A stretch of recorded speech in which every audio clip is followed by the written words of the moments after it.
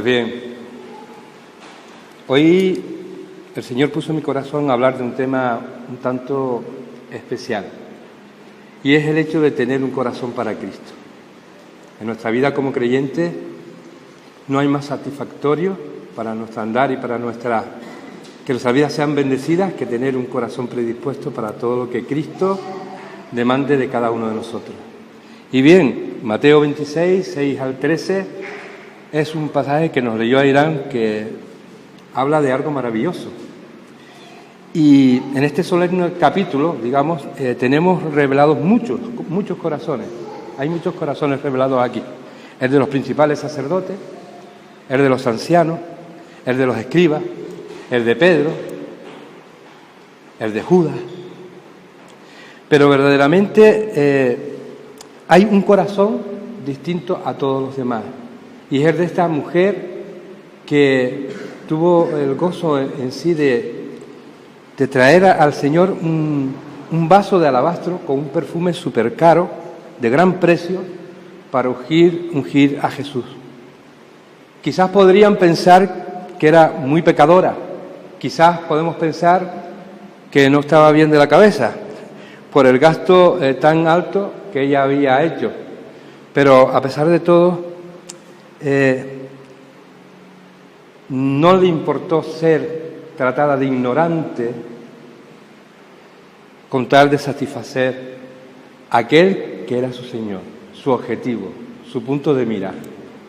Podría haber sido una gran pecadora, ya digo, pero a ella se le abrió los ojos y al abrírseles vio a Jesús, y en Jesús una belleza que llevó a hacerla actuar de esa manera. Entonces,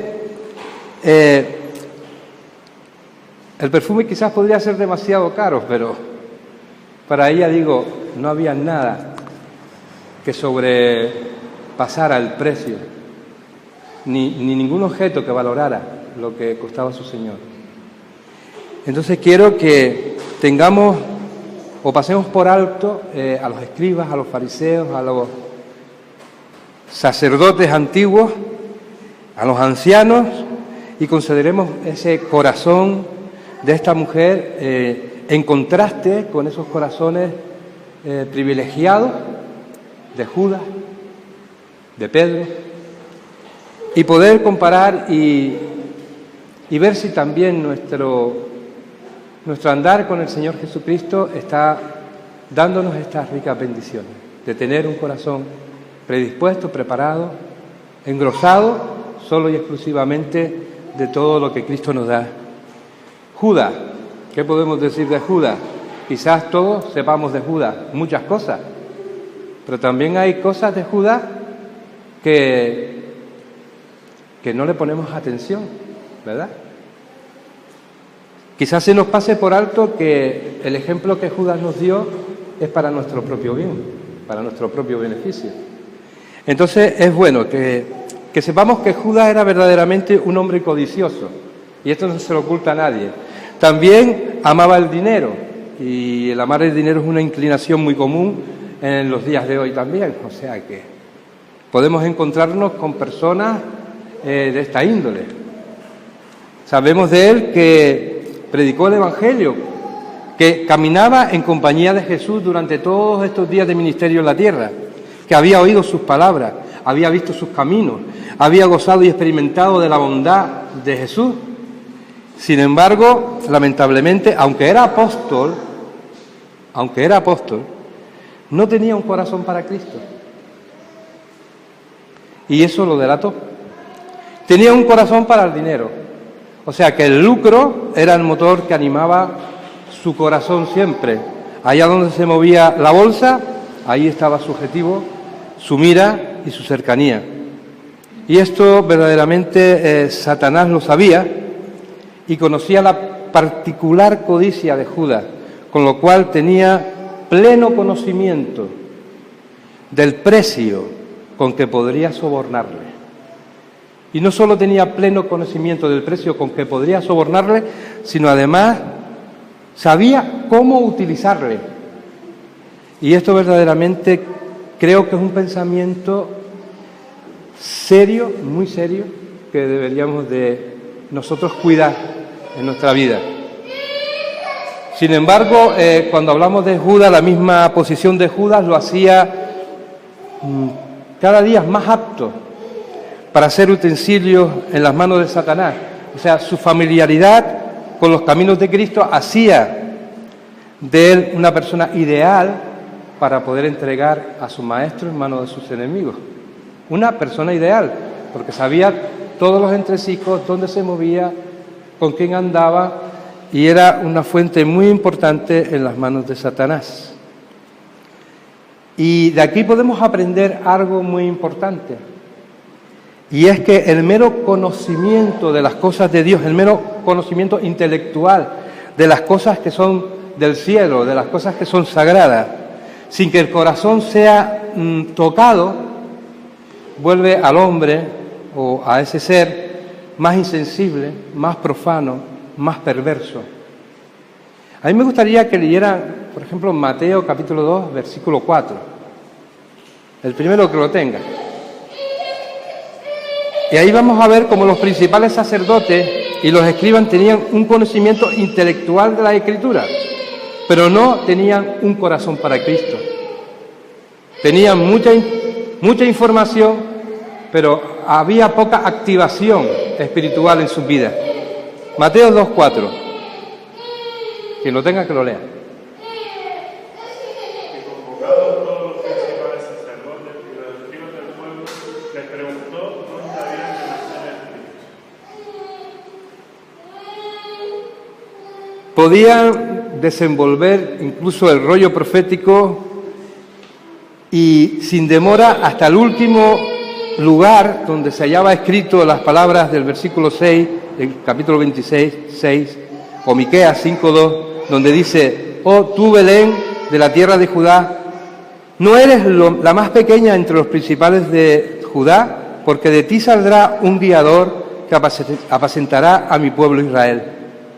Sabían al dedillo las Escrituras, es lo que quiero decirles.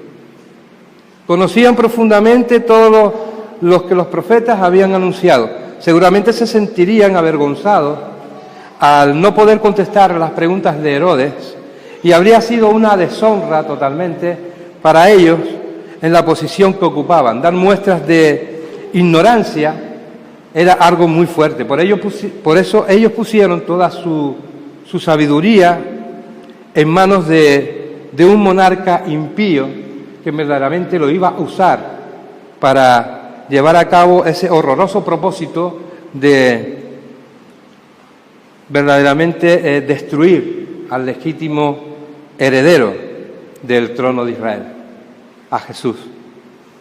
El conocimiento verdadero de la palabra de Dios debe dirigir, y tengámoslo siempre en cuenta, todo lo que nosotros queramos aprender de la palabra de Dios, si no nos dirige al corazón de Jesús,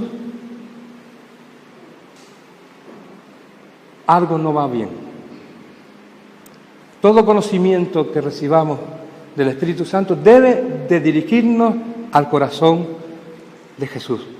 Debe de llenar nuestro corazón de Jesús.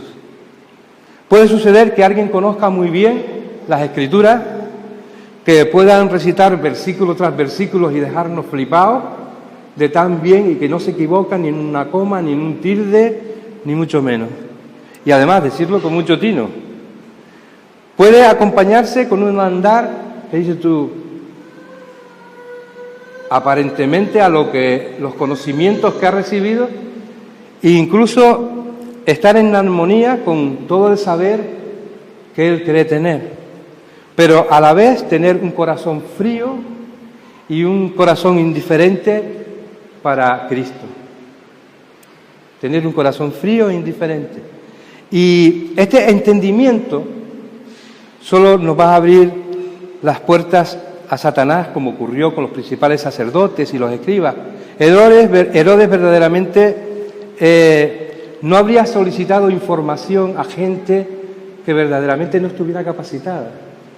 Satanás, cuando se sirve de personas para destruir los caminos del Señor, la evangelización, todo lo que sea de Dios, siempre usa personas que tienen conocimiento, que son intelectuales, sabios, pensadores profundos, incluso podríamos decir.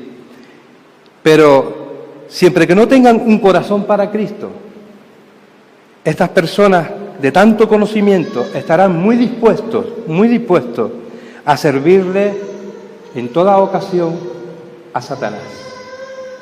Satanás lo va a usar. ¿Por qué no fue así con los magos que vinieron de Oriente? ¿Por qué? ¿Por qué Satanás, por medio de Herodes, no intentó hacer migas con ellos, reclutar a estos sabios para su servicio? Sabemos que era intención de conseguirlo para destruir a ese que se quería elegir como rey o que se anunciaba que iba a ser rey. ¿Por qué? Pues porque estas personas, estos magos que venían, tenían un corazón para Cristo. No pudieron ser convencidos de parte del mal. Y esto es una bendita salvaguardia. Sin duda ellos desconocían verdaderamente las palabras de la profecía, pero ellos, sin embargo, buscaban a Jesús y lo buscaban con vehemencia, con celo, con honradez y con mucha diligencia. Por eso, de haberlo podido Herodes, pues los habría utilizado gustosamente. Pero ¿qué pasa? Que esos magos no sabían mucho acerca del profeta que hablaba de ese guiador maravilloso, pero encontraron en el camino al mismo guiador que les anunciaban. Y le hallaron en la persona del niño acostado en el pesebre de Belén, y sucedió algo maravilloso. En lugar de ser personas o instrumentos en las manos de Satanás, llegaron a ser adoradores a los pies de Jesús. Esto es una gran bendición. Personas que saben lo que quieren, saben lo que hacen, saben lo que anhelan. Y ahí es donde Jesús hace morada, donde Jesús llena un corazón, donde Jesús construye un corazón que tiene fibras de sensibilidad, que te erizan los pelos, que te encantan cuando te tienes relaciones con otros hermanos y personas. Todo eso fluye porque tenemos un corazón para Cristo, sin lugar a dudas. Y ellos se gozaron. Y es un gran privilegio saber de las Escrituras, esforzarnos en aprenderlas. Es un gozo, es un gran peligro ignorarlas, además. Quienes no la conozcan, las Escrituras, seguramente errarán gravemente y muy pronto caerían. Pero el apóstol Pablo dijo a Timoteo unas palabras muy importantes en 2 de Timoteo 3:15. Desde la niñez has sabido las Escrituras, las cuales te pueden hacer sabio para la salvación. Pero al punto terminó y agregó esta frase: por la fe que es en Cristo Jesús, no por tus fuerzas, no por tus deseos, sino por la dependencia que tengas en ese corazón entregado a Cristo. Muchas veces le decimos: Señor, haz de mí un servidor fiel, que te pueda servir con gozo y alegría. Eso es lo que quiere el Señor en todo momento. Predisposición en nuestra vida, que seamos adoradores a los pies del Señor.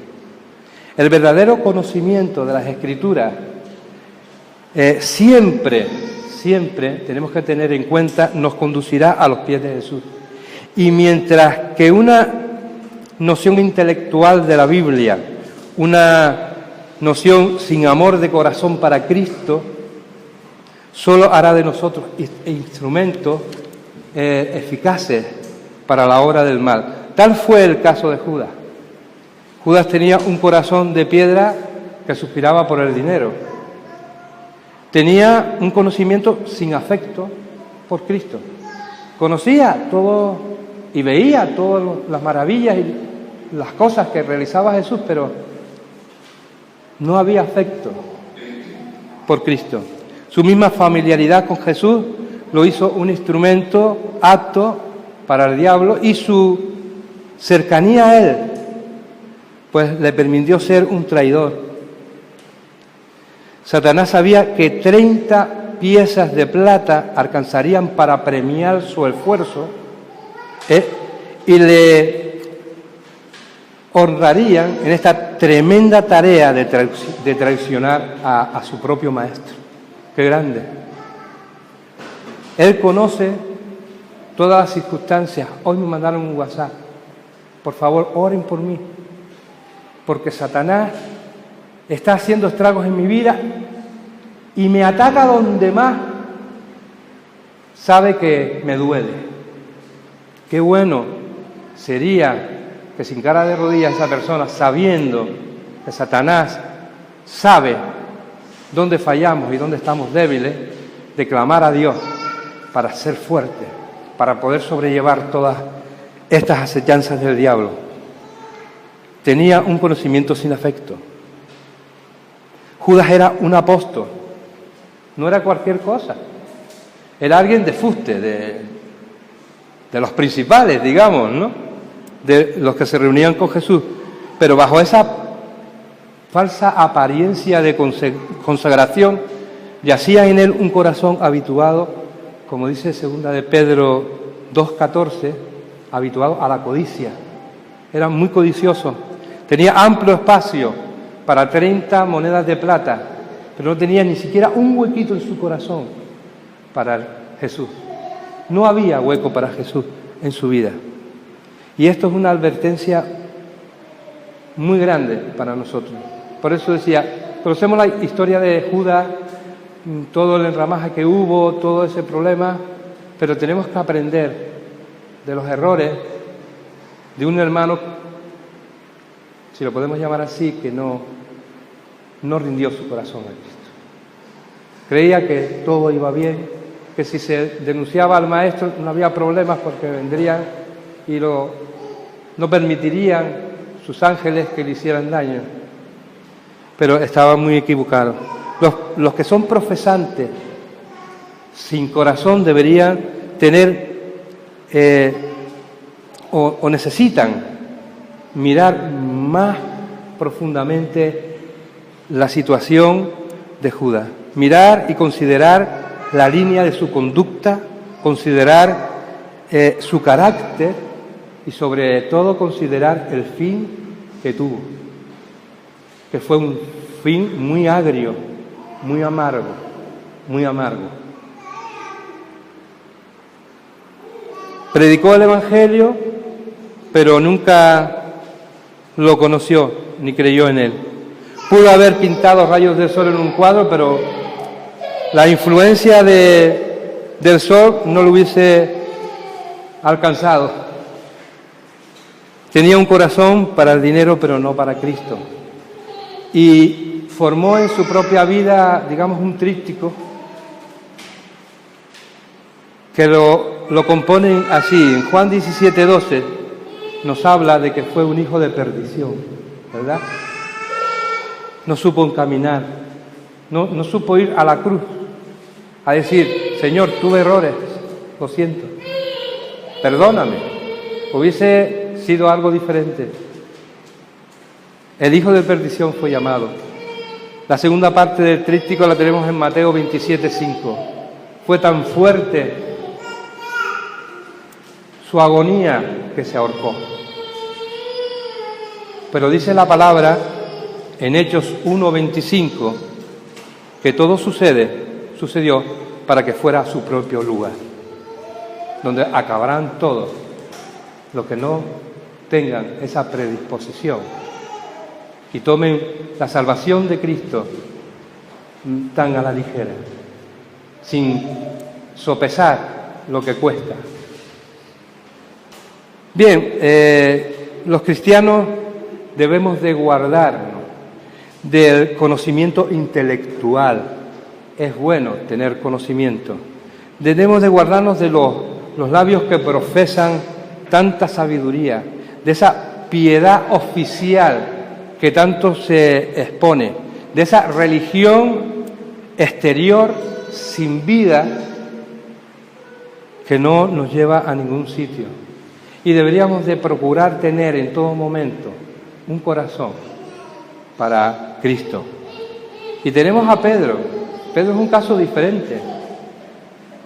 Pero en Pedro tenemos una advertencia más. ¿Qué pasó con Pedro? Sabemos la historia, igual que la de Judas. No sé si se le cruzó los cables o qué. Sabemos que no tenían el Espíritu Santo en ese momento y eran hombres y podían fallar. Pero caray, es que fue muy fuerte. Como fuerte fue su restauración, fuerte fue su caída. Pero gracias a Dios que Cristo restaura las almas de sus hijos. Aunque fue de naturaleza diferente, ¿verdad? Amaba realmente a Jesús, pero había temor en su vida y el temor que él tenía era la cruz. Él temió la cruz. Rehuyó confesar su nombre en medio de las filas del enemigo. Se jactó, porque se jactó, yo iré contigo incluso hasta la muerte, cuando se tenía que haber despojado a sí mismo. Cuando Jesús le manda, vela conmigo, se queda dormido, debe de orar, se queda dormido en la oración. Luego más tarde debe de estar tranquilo. Cuando vienen a prender, Jesús saca su espada y se embiste con uno. Y es algo, vamos, asombroso. Debe de estar tranquilo, ¿verdad? En Mateo 26:51 dice este hecho, ¿no? Pero en Juan 18:10 lo delata, ¿no? Dice que fue Pedro. Que no diga, no, aquí no ponen mi nombre. En 18 dice que fue Pedro. Que Pedro tuvo un error, siguió a Jesús de lejos. Siguió a Jesús de lejos. Y dice Marcos 14:54 que de lejos fue que llegó a un lugar y se calentó en el fuego en el patio del sumo sacerdote. Y por último, comenzó a maldecir y a injuriar, que él no conocía a ese maestro, que no sabía nada de él, que a mí no me venga con cuentos de eso, yo no tengo nada que ver. Es un problemón grande. Y por último comenzó a maldecir y a jurar que no, en vano, que no lo conocía, que no conocía a su maestro. Y yo pregunto, ¿quién se imaginaría en esos momentos, no? Es decir, es la misma persona de Mateo 16 que dijo, tú eres el Cristo, el Hijo de Dios viviente. Era el mismo Pedro. Yo a veces digo, ¿cómo puede ser que un hombre que tenga esa revelación tan grande, no te lo reveló nadie, sino se fue de lo alto? Igual llega un momento con lo cual, mira que tu fe no se debilite en ningún momento de tu vida. Porque un hombre con esos conocimientos y esas revelaciones tan grandes que Dios le da, caer de esa manera, ¿verdad? Podemos, cada uno de los que estamos aquí, tropezar y caer. Pero tenemos que ser conscientes de que tenemos unos brazos abiertos de parte de Jesús para restaurarnos. Él se va a gozar de interceder por nosotros para regenerar nuestras faltas y poder seguir teniendo ese corazón predispuesto, ese corazón animoso, que solo a Dios le agrada. Sin embargo, ese hombre cayó y en su mejor condición llegó a ser una hoja marchita. Dice que cuando yo cantara al gallo, pues su agonía y su sufrimiento tuvo que ser fuerte. El maestro se lo había comunicado de antemano. Y también de antemano le dijo, oye, mira que tu fe no caiga. Pero, como dice Primera Crónicas 29:15, fue una sombra que no dura. Se quedó. Incluso un creyente con posición eminente o con un testimonio cristiano elocuente puede seguir a Jesús de lejos.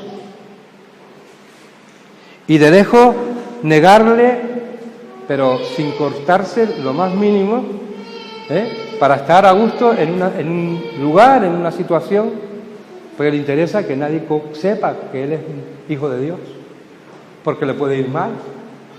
Pues el Señor no nos llama a cobardía, ¿no? Nos llama a ser dignos hijos suyos, fieles hijos suyos. Para eso el corazón tiene que rebosar de las cosas del Señor. Lo que más nos agrada, lo que más nos alienta, estar en sus caminos, estar en todo el entorno de Él, ¿no? Estar junto a Él, al ladito de Él.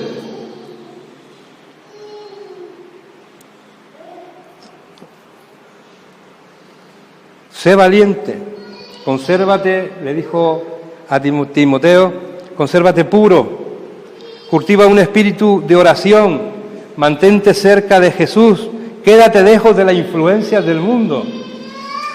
Esto siempre tenemos que tenerlo presente. Sé valiente, ocúpate en las cosas de Cristo.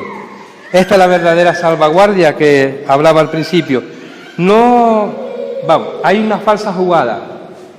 Parece ser que si evitamos los pecados en manifiesto, que se ven con claridad, o nos contentamos con tener una buena conducta y una buena apariencia, no nos va a satisfacer del todo. Debemos de tener afectos vivos, tenemos que tener afectos ardientes por Cristo. Eso es lo que nos demanda. Uno que siga a Jesús de lejos puede negarle muy pronto, puede cansarse de los caminos y vemos locuras. Cristo no está por mí, yo no quiero saber más de esto. No, todo esto es seguir a Cristo de lejos. Lo tenemos en un cajón y lo sacamos cuando lo necesitamos. Saquemos provecho de las experiencias de Pedro y de las experiencias de Judas. Sed sobrio, dice Pedro en la primera de Pedro, capítulo 5, versículos 8 al 9. Dice, sed sobrio y velad, porque vuestro adversario el diablo, como león rugiente, anda alrededor buscando a quien devorar, al cual resistir firmes en la fe. Estas son palabras que las escribió alguien que había caído, ¿sabes? Las escribió alguien guiado por el Espíritu Santo a través de esa pluma, de uno que había sufrido por falta de no vigilar su vida y sus pasos en Cristo. Bendito sea la gracia de Dios que, el Señor fue quien dirigió a Pedro antes de su caída. Yo he rogado por ti, que tu fe no falte. El Señor no le dijo, oye, yo he rogado por ti para que no caigas, no te preocupes, si vas a resbalar yo te agarro, no. El Señor está con nosotros. El Señor quiere que nosotros seamos activos, estemos vivos, que tengamos bendición día tras día y la pongamos a los pies del Señor, que cuando vengamos a alabar digamos, Señor, cómo Señor tú me cuidaste, cómo Señor tú me guardaste, cómo pude hablar, Señor, no sé ni cómo, Señor, pude testificar de ti. Hoy vengo a decirte, mira, Señor, gracias, qué grande eres, qué hermoso, qué maravilloso, cómo estás actuando en mi vida, en mi familia, en mi hogar, ¿sabes? Eso es lo que el Señor quiere de nosotros. Yo he rogado porque tu fe no falle. Es una gracia preciosa y que no tiene igual, es impar, es exclusiva de Dios. La sangre preciosa de Cristo. Pedro se vio deudor de esa sangre preciosa de Cristo. Como pecador perdido, era deudor. Y como cristiano que tropieza, era pendiente de la intercesión de Jesús, porque Él gime por nosotros. Él está en constante cuidado de nosotros. Que tu fe no falte después de la caída. La sangre preciosa, la intercesión de Jesús. Solo aquellos que tienen este conocimiento van a ser beneficiados de esa intercesión de parte del Señor, de esa dependencia. Él se constituyó como abogado y lo restauró, lo hizo nuevo. ¿Y de qué manera? ¿Me ama? ¿De verdad que me ama? ¿Seguro? ¿Qué haces entonces? Cuando estemos en situaciones delicadas, escuchemos la palabra del Señor a nuestro corazón, diciéndole, ¿en verdad me ama? Contéstale, pero contéstale y entrega tu vida a Él sin condiciones. No diga, no, yo acepté ya a Cristo, ya todo está hecho, ya todo está resuelto. No, vamos a tener muchos avatares en la vida, pero El Señor está ahí y nos va a preguntar cada momento y en situaciones delicadas, oye, ¿me amas? Dile que sí.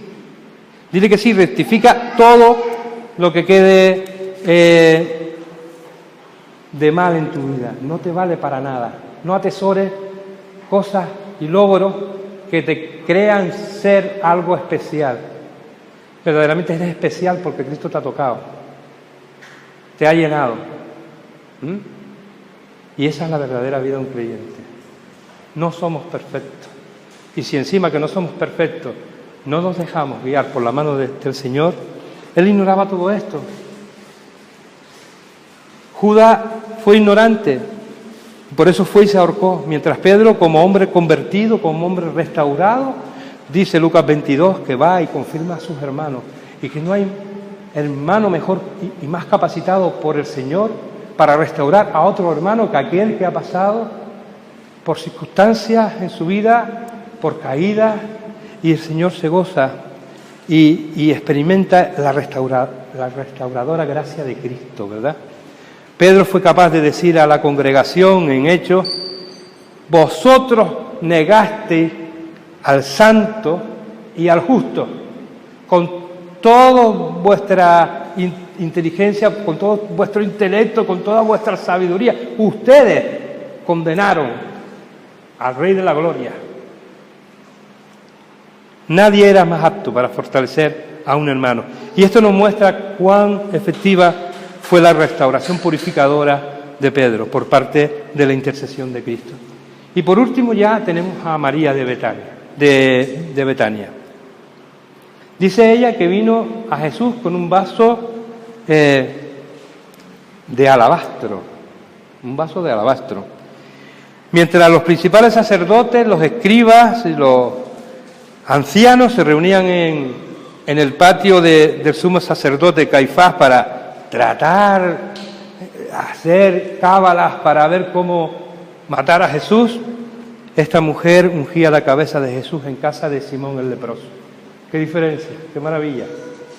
Una simple mujer. Mateo 26,